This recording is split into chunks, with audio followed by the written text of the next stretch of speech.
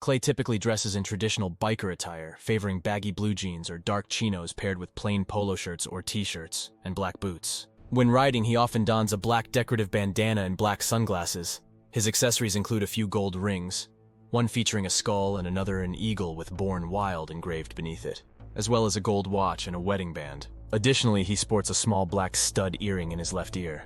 His Kuda biker vest is highly customized. Above his Redwood Original patch, he wears 2 gold badges, a paratrooper emblem and a Sun's Reaper brandishing a scythe, the latter also worn by Chibs. The bottom of his Kuda features Unholy Ones and Men of Mayhem patches. Clay Morrow was born on February 14, 1949. By season 4 of the series, he has been living in charming California for 31 years. At 59 years old in season 1, Clay joined the Sons of Anarchy motorcycle club in 1968 as one of the original 9 members, being the youngest and one of only 3 who were not war veterans at the time. He later joined the Army Airborne in 1969, serving in Vietnam until 1972.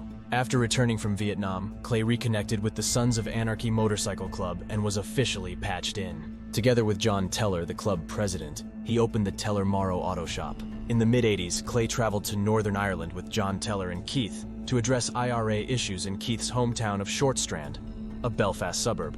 Clay advocated for the club's involvement in the gun-running business, a point of contention with JT, who opposed it. During the SAMCRO Mayan War in the early 90s, Clay was responsible for several murders, including that of Lowell Harlan Sr., a mechanic at the auto shop who had become an ATF informant. John Teller died in 1993, and Clay succeeded him as president of the club's mother chapter in Charming due to Piney's poor health. In the mid-1990s, Clay married John's widow, Gemma Teller, who then became Gemma Teller Morrow.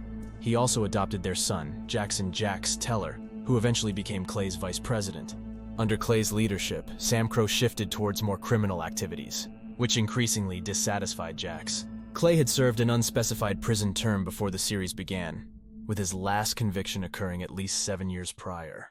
He mentioned to Agent Stahl that he hadn't been charged with any gun-related or other crimes during that period, suggesting his prior conviction might have been related to firearms, similar to those of other members. Despite his age, Clay remained a formidable fighter, often able to hold his own against younger opponents, including Jax, although he eventually lost due to the effects of aging. Once a powerful and feared leader with many allies, Clay's influence waned over time due to his numerous betrayals and violent actions. Ultimately, his past caught up with him, and he was killed by his own club.